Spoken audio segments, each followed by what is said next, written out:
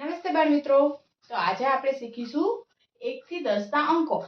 તો 1 થી 10 ના અંક આપણે શીખવા માટે સૌથી વહેલી ગણતરી થાય કે આપણે એને ગણતા જઈએ અને લખતા જઈએ.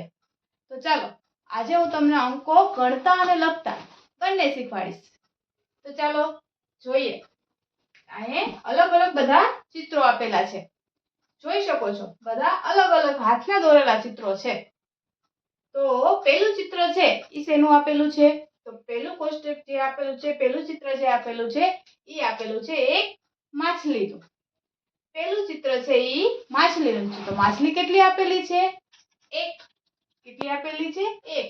બીજી તો એકેય માછલી નથી. તો એક જ માછલી આપેલી છે. તો આપણે એના સામેના કોષ્ટકમાં 1 લખીશું.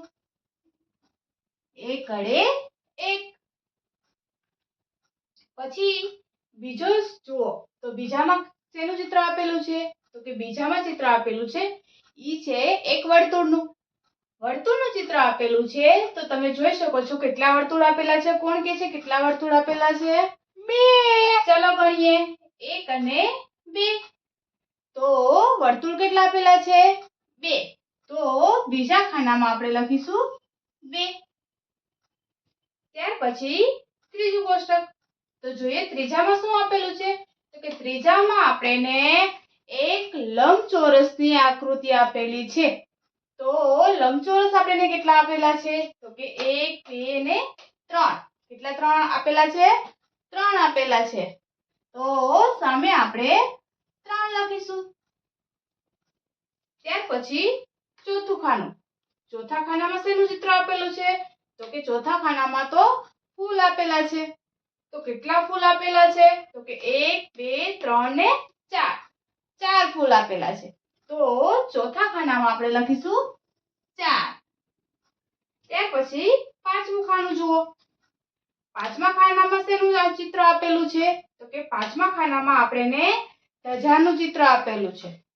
જુઓ કેટલી ધજા આપેલી છે? તો ચાલો ગણીએ. 1 2 3 4 ને 5. આપણને 5 ધજા આપેલી છે.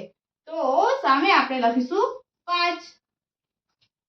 ત્યાર પછી છઠ્ઠું ખાનું જુઓ. છઠ્ઠા ખાનામાં આપણને શું આપેલું છે? તો કે છઠ્ઠા ખાનામાં આપણને સ્ટાર આપેલા છે. તો કેટલા સ્ટાર આપેલા છે? ચાલો ગણીએ. તો 1 2 3 4 5 ને 6. આપણને 6 સ્ટાર આપેલા છે.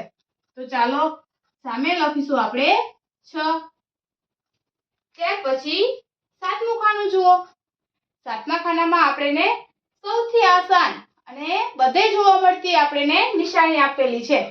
આપણે આ નિશાની છે એ ઘણી બધી જગ્યાએ જોતા હોય છે. શેની આપેલી છે? તો કે આ નિશાની આપણને પ્લસ ની આપેલી છે. તો ચાલો પ્લસ ની નિશાની ગણીએ. તો પ્લસ ની નિશાની કેટલી છે?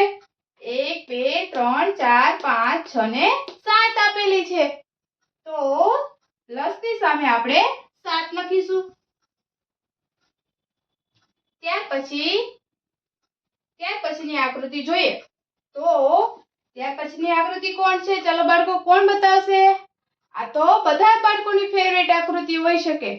કારણ કે બધાને ઈ ખાવાની ખૂબ જ મજા આવતી હોય છે. ચલો ત્યાર પછીની આકૃતિ આપેલી છે આઈસ્ક્રીમ. આઈસ્ક્રીમની આકૃતિ આપેલી છે. સરસ. તો ચાલો આપણે આઈસ્ક્રીમ ગણીએ. કેટલી આપેલી છે? 1 2 3 4 5 6 7 ને 8 આઈસ્ક્રીમ આપેલી છે. ચલો જેને ખાવી હોય ફટાફટ 8 લખી આપો. હાલો 8 ઘડે 8. ત્યાર પછી જોઈએ. તો ત્યાર પછી એક આપણને શેની આકૃતિ આપેલી છે? તો કે એક ત્રિકોણની છે. જેને આપણે ટ્રેંગલ કહેતા હોય છે. તો ચાલો આપણે ગણીએ. તો કે 1 2 3 4 5 6 7 8 9. કેટલી આકૃતિ આપેલી છે? 9 ત્રિકોણ આપેલા છે. તો ત્રિકોણની સામે આપણે 9 લખવાના છે. ત્યાર પછી છેલ્લો. તો છેલ્લે છે ઈ શેની આકૃતિ આપેલી છે? તો કે છેલ્લી આકૃતિ આપણે આપેલી છે સફરજનની. સફરજન ખાવા એ આપણા શરીર માટે ખૂબ જ હેલ્ધી હોય છે બાળકો. બધા બાળકોને એક એક સફરજન રોજ ખાવું જોઈએ. તો ચાલો આજે આપણે પહેલા સફરજન ગણી લઈએ. 1 2 3 4 5 6 7 8 9 10. તો તો કેટલા સફરજન આપેલા છે બાળકો? 10. તો આપણે લખીશું અહીંયા 10.